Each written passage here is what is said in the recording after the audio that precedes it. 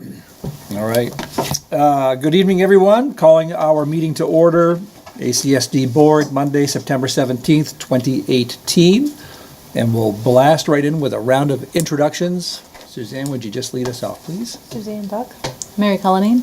Dory Jacobite. Davina Damray. Victoria Jetty. Peter Burrow, Superintendent. Peter Conlon. Chip Malcolm. Lorraine Morse. Mary Gill. Perry Hansen. Jen Newseeder. Vicki Wells, Assistant Superintendent of Student Services. So a little later in our agenda, we'll be talking about our policies, and one of them is board conduct. And I noticed there's a little sentence there about having side conversations. And so since with some new faces here, just remind everybody that these mics pick up everything, including side conversations. But more importantly, please pour your water off to the side. It comes through really loud on tape. All right. How about a motion to approve the minutes of September 4th, 2018? So moved. Second. Any comments, changes? If not, The only one, the comma was in the wrong place in one of the numbers. I had to review it. It's the right number, the comma's in the wrong spot. okay. Sorry, I had something too. But it maybe it's not important because I'm taking too long to get to it.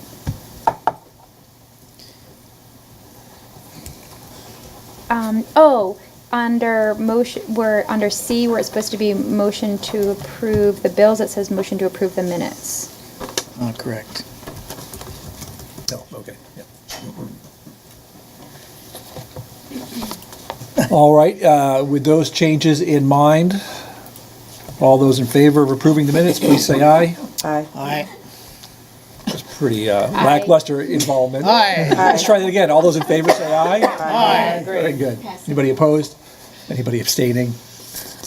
All right.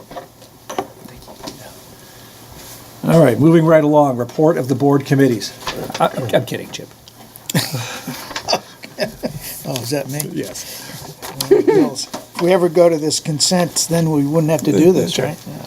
All right, on the 10th of September, Victoria and I read the bills, total of $136,788.29, and payroll expenses of $25,276.85 for a total of $162,065.14. Today, Victoria and I read the bills, and it was a total of general fund of $501,672.61 and payroll expenses of $789,282.77 for a total of $1,290,955.38. And I make a motion to pay the bills. Second. Was that you, Victoria? That was me. All right, you've heard the reading of the bills. All those in favor of approving them, please say aye. Aye. Any opposed? We have done our due diligence. Thank you very much. And I will ask, the two of you are doing the bulk of this? Is that working out all right? Do you need more? Actually, Steve is going to be Yes. fitting in too because his schedule allows it, so we'll work that out so it happens. All right, if you're feeling overburdened, call on the rest of the board. Yeah, I think we got it down pretty, Great, appreciate it. as far as convenience for us that live in town and the timing for when we can meet, because it's easier to do them together sometimes, so, but we will, thank you. All right, well, we'll take a moment here to kind of review. We've just had a couple of committee meetings and just talk about where we are in that. We'll postpone the policy committee reporting because we got a lot for us coming up. But Jen, would you like to just kind of summarize for the board members who weren't at our meeting, what's been going on, both with our committee but with the steering committee as well? Sure. So yes, we just met and had, I think, a productive conversation. The update from the steering committee, which was the bulk of what we talked about, is that the steering committee is continuing to do great work. They're very thoughtful and deliberate in their meetings and in their work outside of the meetings. And after our steering committee meeting during our steering committee meeting on Wednesday, it was discussed to hold back slightly on the community forums.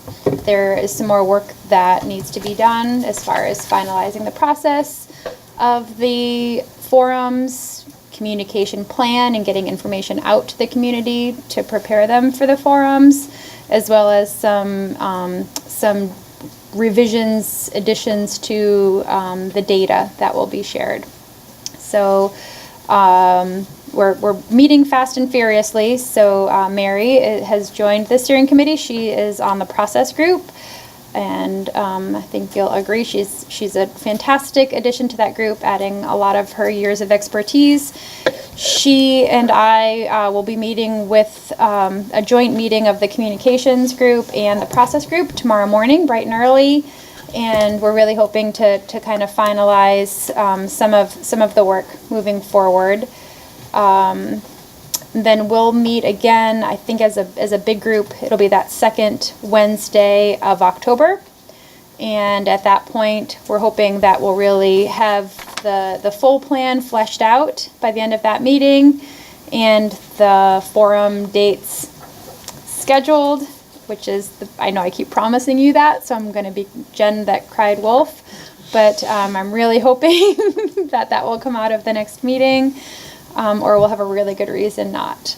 And we're thinking just pushing it back just slightly, so rather than the end of October, we're looking more like the beginning of November. Does that sound right? Okay.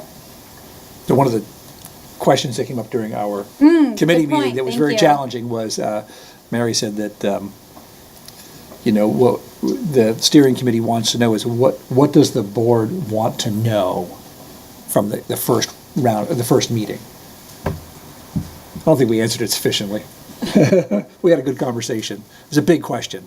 Yeah, we talked a lot about kind of the process of it and making sure voices are heard, and multiple formats, which is part of the process, clearly, of wanting to know what we want to know. But is there something that after these forums we really feel like we won't be able to continue on with our phase of the work if we don't know what the answer to it? So we have the guiding questions that we all talked about, and I think the consensus was to work with those guiding questions. And in particular, a few of the questions came up that I think we'll stress with the committee tomorrow. But we can open that question up to the broad group if there's something that you feel like you really, need answers to after the forums. Feel free to let me know, and we'll be sure to share that. Chip, want to give us a update on- Finance met, Superintendent and Brittany met, and we sort of went over the timeline that Peter and Brittany had set up as to this sort of formulation of the budget. There's nothing that the board actually needs to know at this moment in time because we don't have anything to tell you. But part of the discussion is just how we present the data. We don't get sort of the main number from the state until the 15th of December, which is the equalized pupil. And that obviously is an extremely important number that figures into everything. And when they don't give it to us, we have to come, till then, we have to come prepared basically to respond in certain ways so that we aren't behind the eight ball when we finally get that. And that becomes, it's just a difficult task to know how we do this. It just isn't as simple for either the board or the committee or the administration to come up and say, well, here's 2%, here's 3%, here's 4%, like the old days, because everything doesn't fit that way anymore for either us or the public to understand. So I think we have a good time frame. We talked about Brittany's obstetrical time off and how that will impact or be prepared for the impact on us, and I think that's set up pretty well to us to function right on through that. So, I always forget, just historically, we've always had to come up with budget guidelines very early in the process when we were 8 different school systems, because there were 8 budgets to prepare, and then that was back in the days where you had to print an annual report for every one of those, for every citizen in the area. And so, to me, December 15th always sounds like it's way too late to be able to be thoughtful about it, but Well, I think things have it's- changed. We only have one budget. It's very much changed, and it's not necessarily not complicated, because each school principal director has to come up with what's important for their school and how it's going to impact, and yet they're still in a unified district at this point. So it's both an advantage and a disadvantage to try to work it out, but it isn't as finite as it used to be. Yeah, it sounds So finite for each school system. We'll go into policy in a minute. The only other committee then is negotiations, and there's been nothing to report, no meeting. So we'll move on to our policy conversation. Perry, if you'd like to get us rolling here. I would like to make a motion to adopt a number of policies. The first is governance commitment. Second is key responsibility of board members. Third, relationship to roles of the board and the superintendent. Policy development, code of conduct. Item A6, which is board member conflict of interest, is already adopted. It's currently labeled A1, and we just want to move it, change its designation to A6. A7, governing style. A8, agenda development, and A9, chair's role. And we're recommending that we postpone students on the board until February. All right. Second? Second. Thank you, Mary. All right, so now, following much more closely Robert's Rules of Order, is the time for conversation or discussion on the proposed policies. Go ahead, Perry.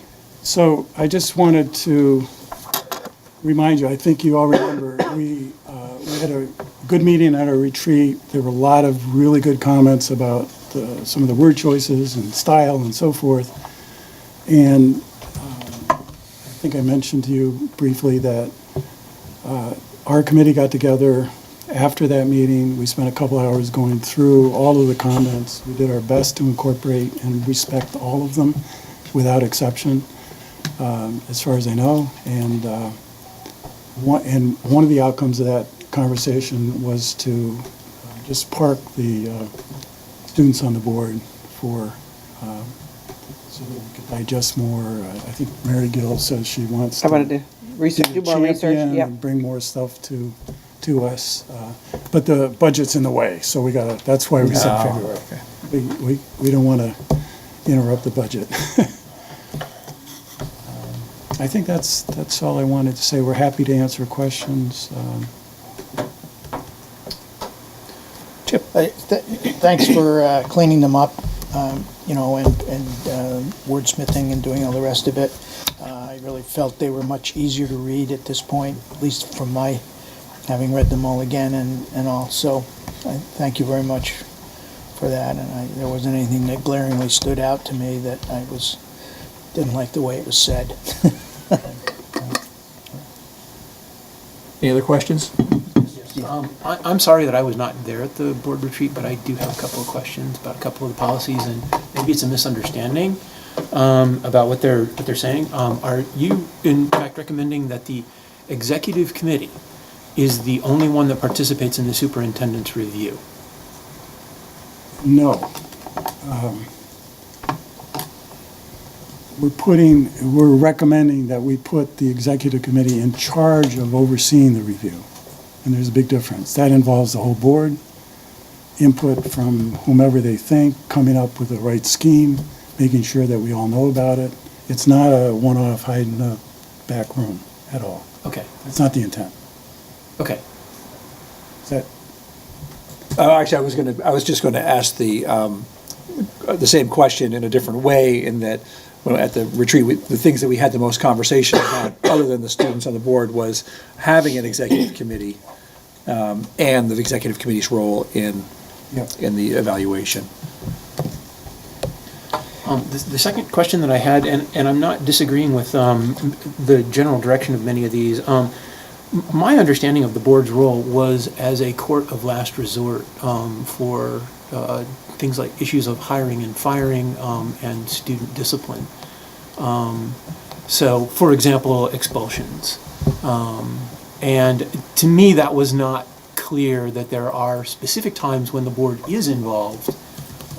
It says that the board is divorced from the running of the schools.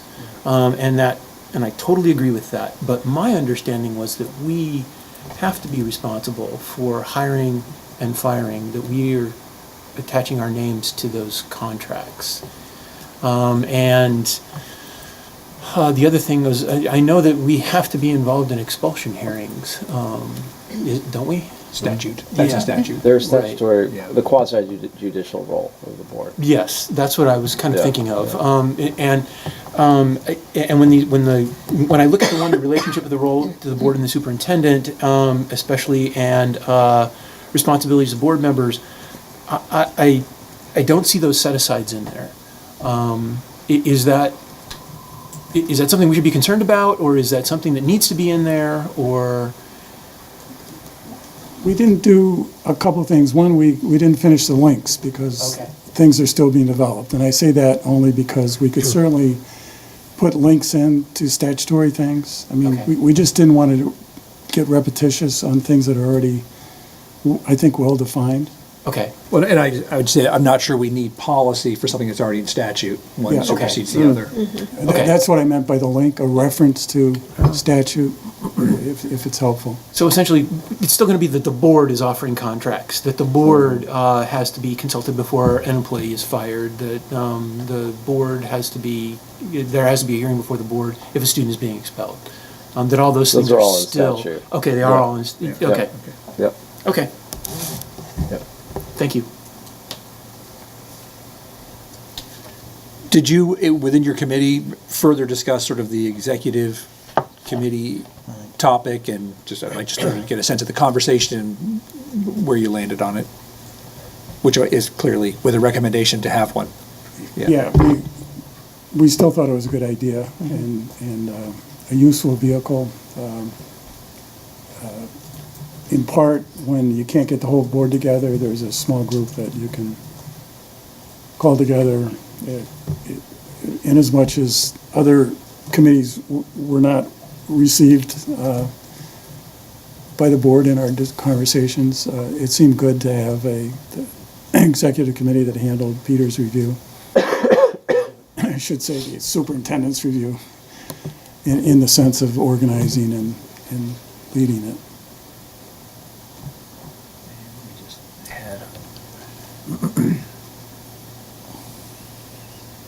Peter? Yeah. Oh, sorry, Chip. Relative to the agenda setting, that's a slight change in that, correct? That is a change, yes. Yeah, I We mean, push it back to what it is, right? you pushed it back to what it is, although the executive committee is mentioned as a, where is it now? Oh, And setting the the agenda. superintendent will organize the agenda for board meetings with the executive committee, and any board member can request an agenda item through the executive committee. So in practical nature, can you explain as to what will happen in just normal, regular meetings, as to how it'll go about? So Peter can probably answer it better than I, but Peter and Lorraine and Suzanne. It's just been Lorraine and I and Peter. Yeah, but But the idea is now to have it be the executive committee. have that group. Yeah. So two of the three are meeting anyway with Peter to set Right. the agenda. Okay, And Suzanne pointed out that she's part of that Right. leadership team, and she would. yeah, as an officer. So that's all I'm saying, is that the change comes about in that the secretary will have input, or will have okay on the agenda. Yeah. And the main thing that we were trying to do with this was to control the agenda a little bit more, so certain things we didn't get blindsided with, let's say, okay? Is that correct? I mean, by things that might have been placed that would have been controversial, it may have been better to discuss as a group to be on it. Certainly, that's part of it, but also there was a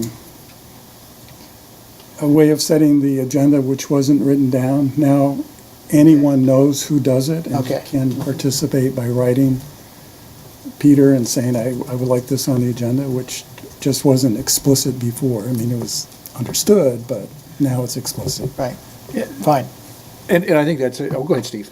Could I ask also, this specifically lays out how a board member can get something on the agenda. Is there a policy or a way that a member of the public can get something on the agenda? Because like if we get called and say, can you talk about this at the next board meeting? Is there any way for me to say, actually, could you bring this to the chair and ask them to put it on the agenda rather than, because that's what we're trying to move to, right? That we as board members are not the conduit. That if the public wants to say something, that they should ask you to be on the agenda? Or, I think that's a fine, I personally think that's a fine role for a board member to do. so if someone asks me, can you talk about this? I can say, okay, someone asked me to talk about this, can I put this? You on can tell the agenda? somebody, I'll bring I'll it put that on up to board. the agenda committee. Okay. But the other option that person has is to come to the meeting and speak to that issue. Which is what I've always been telling them. Right, is- which is what I would tell somebody Yeah. also. Yes, that does not put anything on the agenda. No. That just allows us to hear their But we concern. could, as a board, put something That's right, on the agenda thereafter. after hearing the Right, that's very comment true. from the public. And so the whole idea of something, the one thing that I feel is lacking in this is a bit of a deadline. You know, 3 people could request that something go on the agenda so long as that request is made so many days before. Well, I guess we have a deadline to have an agenda published. I was assuming, forgive me, never assumed that there'd be procedures for that you would just Do we have a say what they are. written procedure in terms of our, We have a practical procedure. yeah, A practice, and that's Yeah. fine. Okay. We just all need to know the deal. okay, great. I'm sorry to dominate here, but I had one other question of Perry, because he sent us that good explanation of consent agenda by, I forget the organization that wrote it. And it is mentioned in here, the board will attend to consent agenda as expeditiously as possible. So in what he explained to me, that would mean is that we could either do exactly what we do now, or you as the chair could box those consent agenda items into something as long as the board has them before, which requires a little effort, because like today we read bills, bills are pretty minimal, but yet it's still an issue. We read them today, that's not gonna get into our knowledge base early enough to be able to expeditiously deal with it. So That's right. there are some practical parts that don't make it always easy. Exactly, yeah. And this does call for a consent agenda. No, it says could be. Well, it says the board will attend to consent agenda items as expeditiously as possible, meaning that with an assumption that there isn't a consent agenda. I would say if there's a consent agenda, we will do it expeditiously. So it's sort of, it's leaving leaving it- that up to the. That was my the question of Executive Barry. committee. That was our, That's what he told me. that was our balance. And so you can do it or not do it, you can experiment with it, you can, do whatever you want. It's up to you. Questions over A here? lot of power. Oh. Yeah, Yeah. need to exercise it more. Let's see here. Yes, Lorraine. I would just, again, I don't really see the need for an executive committee personally, but that's my 2 cents on the matter. All right, let me just, should chair. Oh, I thought there was something in the chair's role about, lead and coordinate the evaluation process. Okay, that's fine. Excuse me, the other thing about the executive committee is it's the chain of command. Should you not be able to fulfill your role as the chair, the vice chair would then step in. But that's normal anyway. I know, but it just spells it out, and then the secretary would be the third person. And it does sort Again, of, that's always been the. right, but this, I would say this does Spells it out. require, this It does, codifies. and it also requires everybody to be better informed, Right. if possible. All right, well, anyway, So noted. Any further questions or comments before we vote to adopt these policies all together in one vote? Hearing none, I will also echo my thanks and on behalf of everybody on the board for the work you guys put into this, the attention to comments made. They definitely are sort of clearer and easier to read, and really appreciate it. Given that, all those in favor, say aye. Aye. Anybody opposed? Anybody abstaining? I'll abstain on it. Lorraine abstains. And we have ourselves a whole bunch of new policies. Here, so Yes, Perry. I just wanted to also thank Vicki Wells for cleaning up a lot of the stuff. Thank you. You're welcome, although we just found a hanging bracket. Oh, Yeah, I saw Oh, yeah, there was that. Yeah, I saw that too, but Get rid of mine, or I And- could just You're tell you, gonna but- go away. And then just a reminder of what's actually in one of our new policies. It says we can revisit these policies anytime we want. Absolutely. And change them. Absolutely. The hanging bracket doesn't have to be revisited. Hanging bracket. Peter, I'd like to, Yes. I would like to recognize how much hard work Perry did on this. He really did the majority of the work on it. Peg and I were sort of like, Stop. we were his, Interrupters.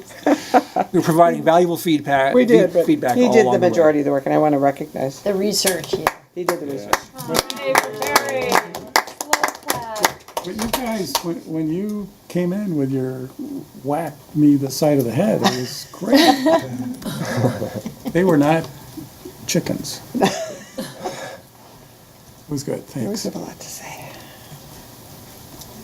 Yes, Jim. can I make one other comment too? Perry, you sent us something else regarding policy and how it's important to have it relative to other issues that have happened in other districts, and we have a policy Yeah. that covers that. I think that kind of information for people who are policy wonks, okay, Yeah. and can keep us informed as how important it is, I think is good for us. So I would always say, anybody that has that kind of information, either chair of policy or whatever, that feeds us, that enhances our need to have good policies, so.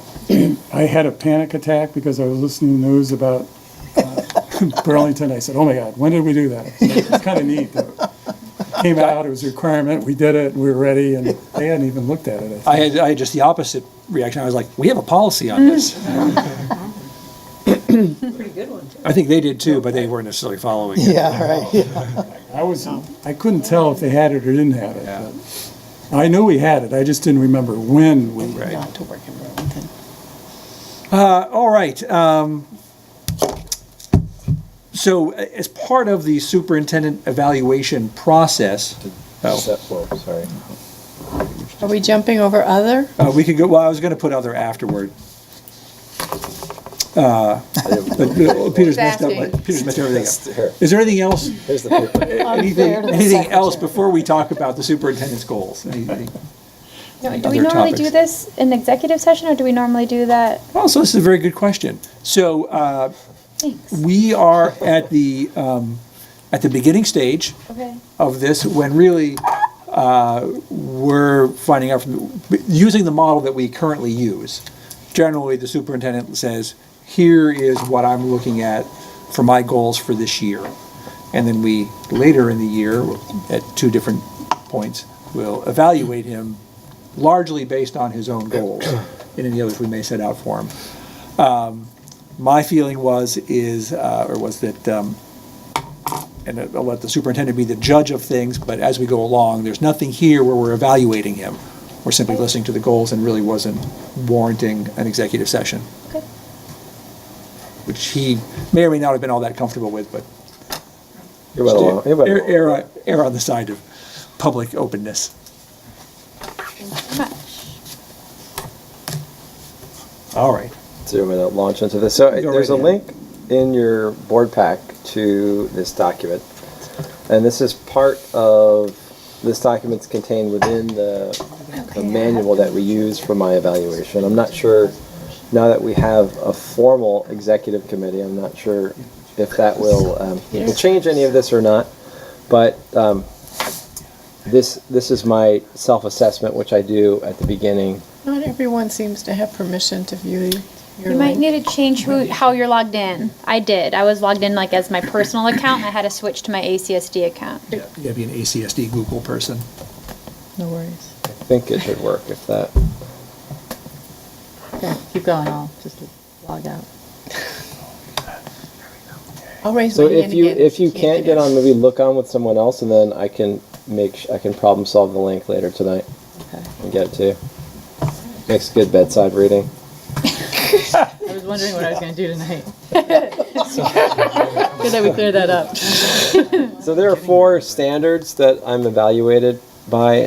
Just as a refresher, this is a process that we took in large part from Massachusetts and their superintendent evaluation, and we tailored it to ACSD. So I imagine, I would recommend, as we go through this process this year, that maybe the executive committee, we meet and talk about what we like about this, what we don't like, and then bring that to the full board for discussion as we go forward.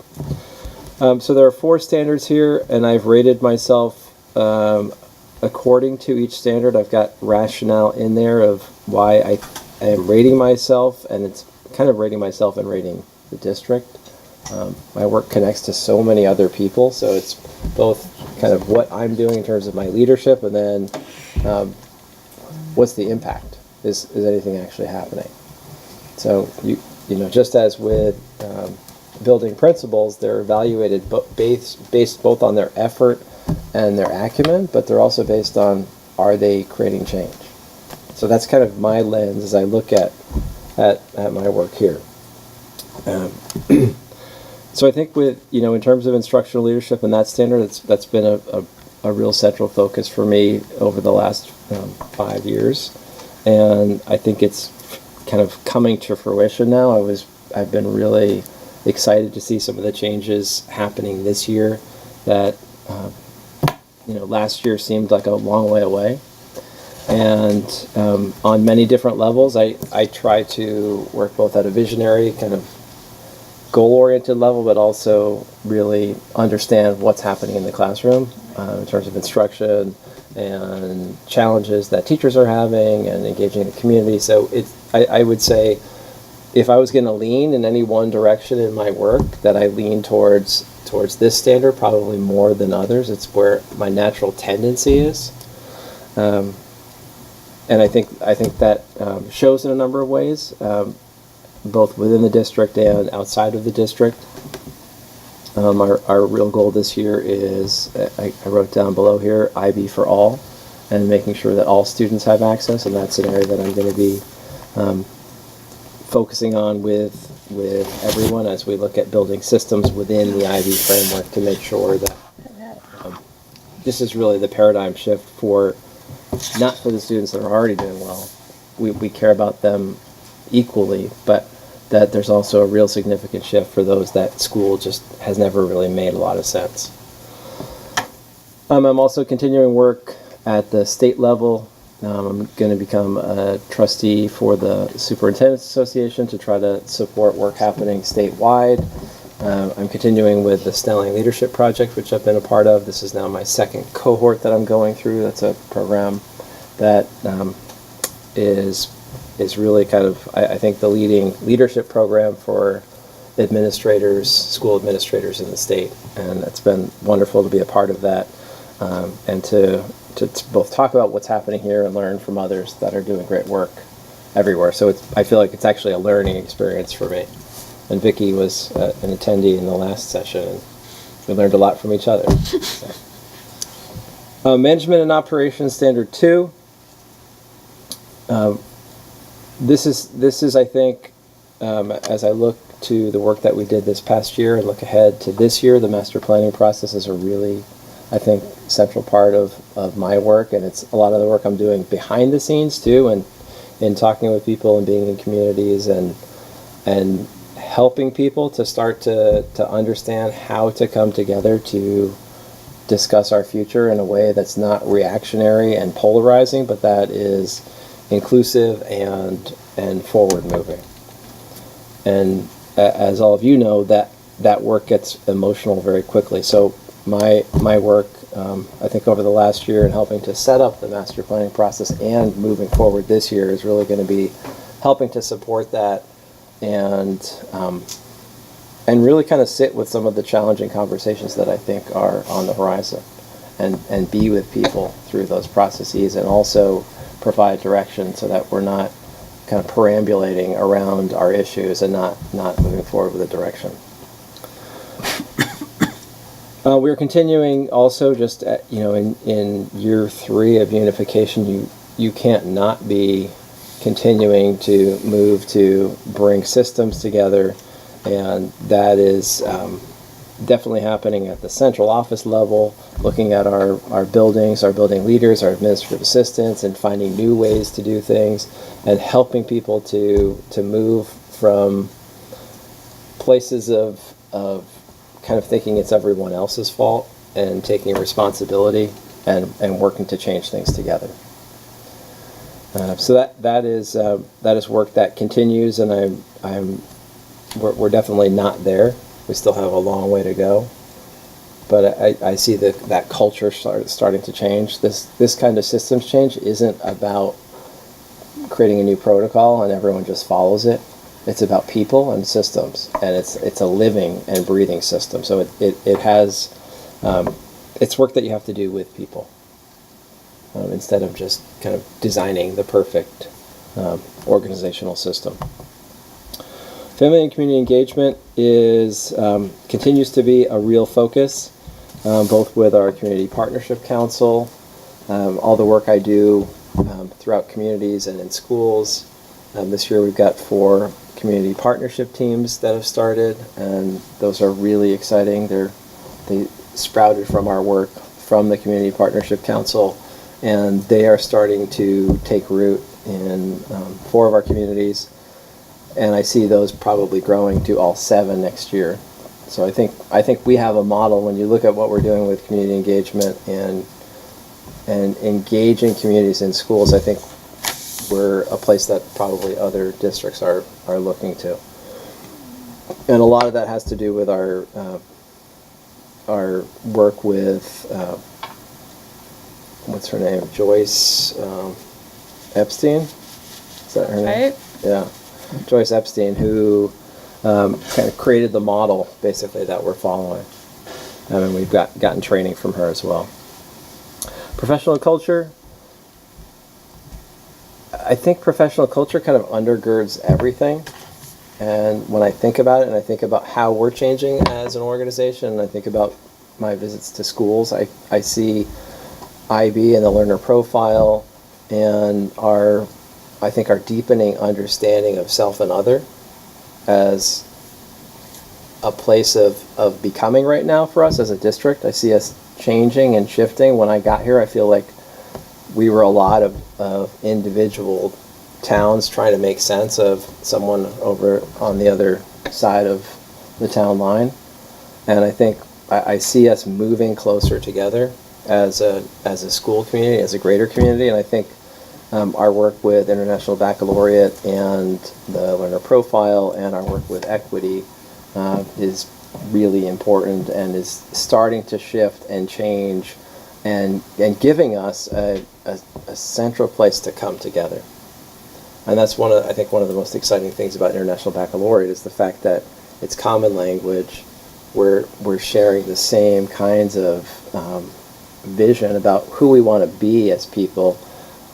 We're really focusing students on self-reflection as opposed to just taking in knowledge. And it's having an impact in terms of how I think how students are feeling and how they're treating other students. And I think that's really the core of a strong professional culture. And there are 2 goals here. One is the leading the development of International Baccalaureate. This is our final year for authorization for the diploma program, so that's going to be the first program to be fully authorized. At the same time, we have MYP and PYP, which are, I think this year is really the first year you could go into a classroom now and really start to see International Baccalaureate in a way that you couldn't last year.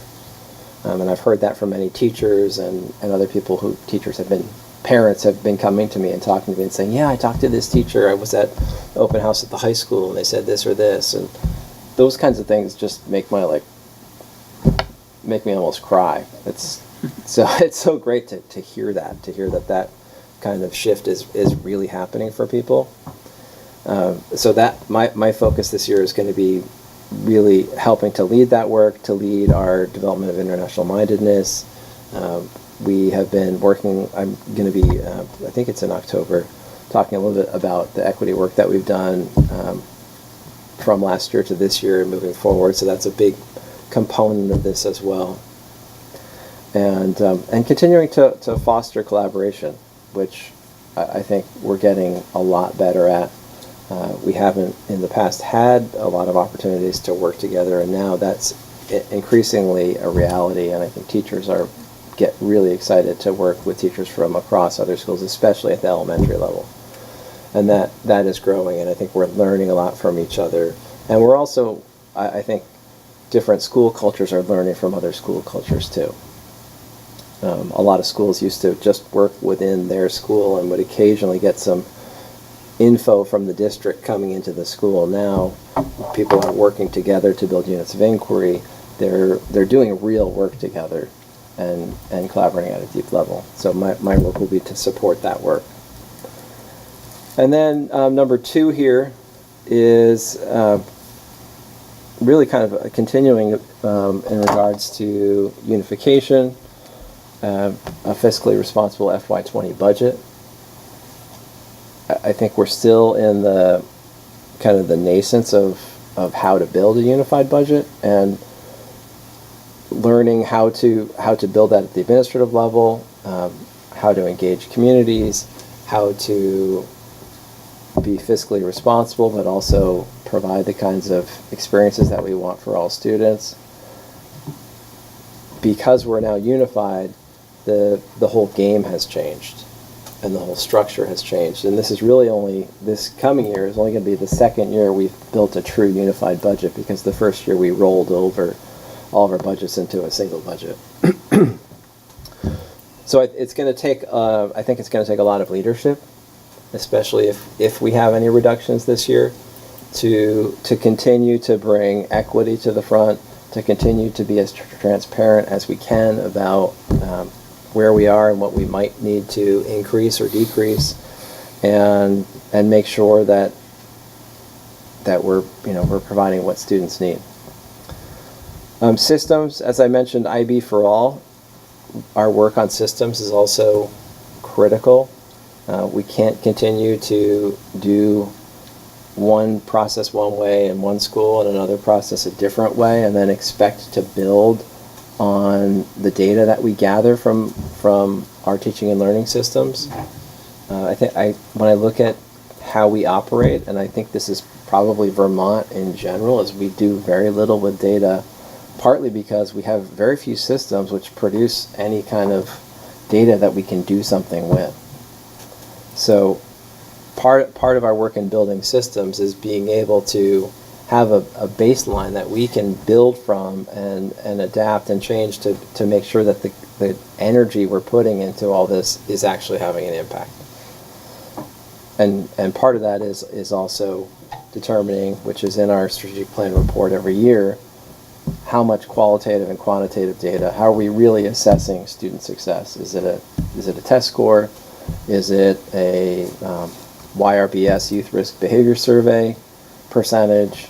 Is it students reading at 3rd grade? It's a composite of many things. So we're continuing to, and I'm continuing to reflect on how can we build this IB framework, build the structures and supports within that framework, and really be able to assess and shift that model, shift that system as we go forward. So we're not building something, leaving it, and building something anew, but we continue to evolve what we're building in a way that we know is working. So that's kind of bringing a new culture to our system, which isn't currently here. I could probably write 100 goals. These are 2. It feels like there's a lot on the plate right now as well. So part of my goal is to also manage capacity and make sure that people are happy and healthy and doing well. And I see that as a big part of my work too.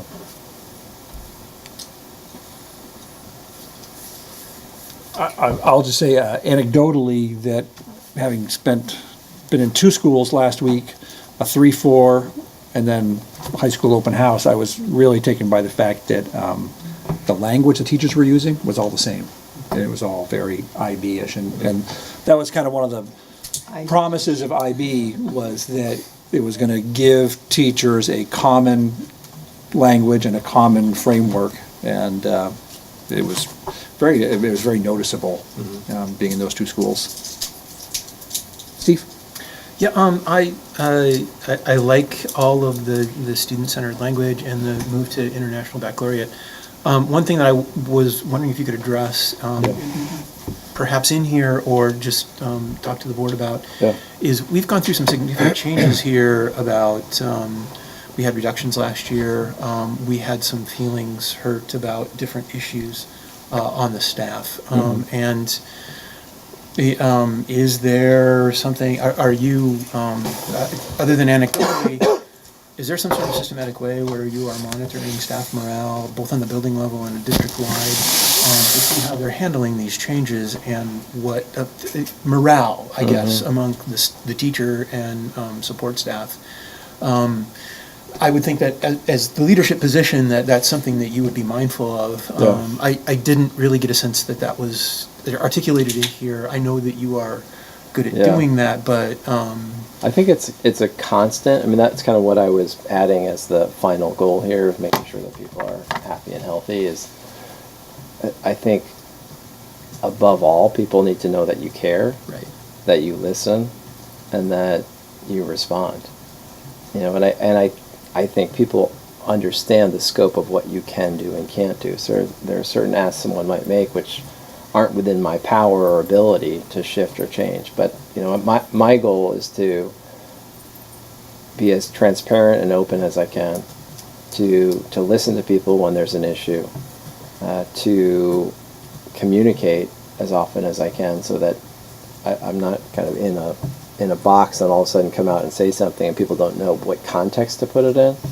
So I think part of my presence and part of being in schools and part of being a leader is to I mean, you've got to take care of your people. Without that, nothing happens. And I think that's the capacity issue too. Last year people were feeling some stress around in the PYP and MYP programs around the number of units and the transition. So I went around and listened to, I took a month and went to every school and talked with people about that, and then responded and shifted the timeline. So that was kind of an example of doing that.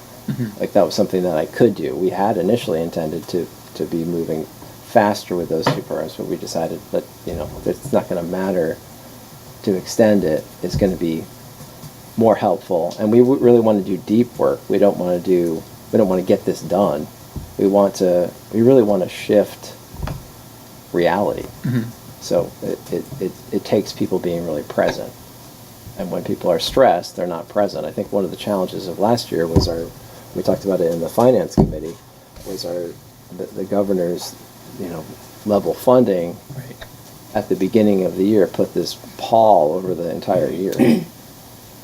So by the time we got through the budget, we had gone through a lot of challenge, without really knowing what was going to happen. And there were a lot hurt feelings around that. And the other thing that I would reflect on, and again, not here, but the whole healthcare thing.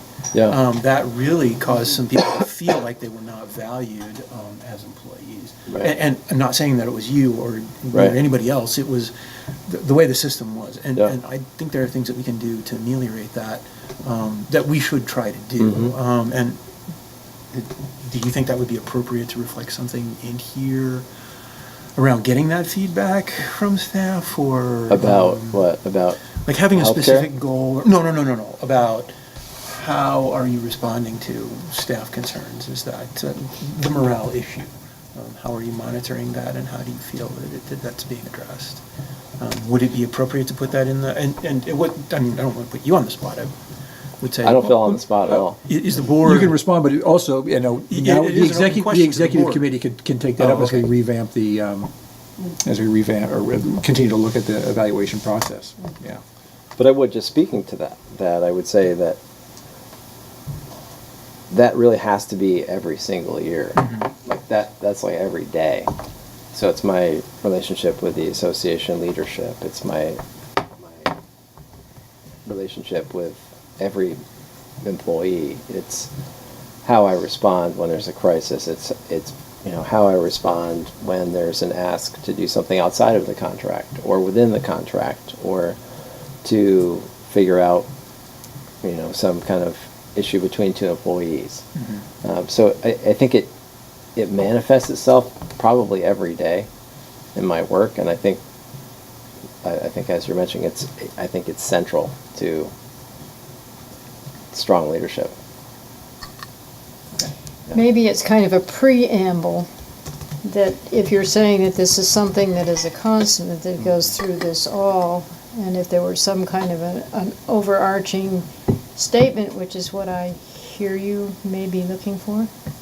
Yeah, I mean, some kind of acknowledgement, good, bad, or Right, indifferent. yeah. We're talking about an evaluation here.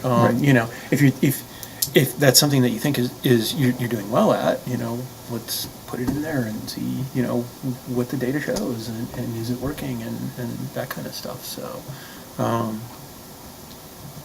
just a question to throw out for the board: is this something we should? Because we're looking at community, we're looking at students. Maybe staff might be a third. I would say that it may not be in Peter's evaluation goals, but it's certainly something we can talk about as a board during the evaluation process. Okay. Should we so choose.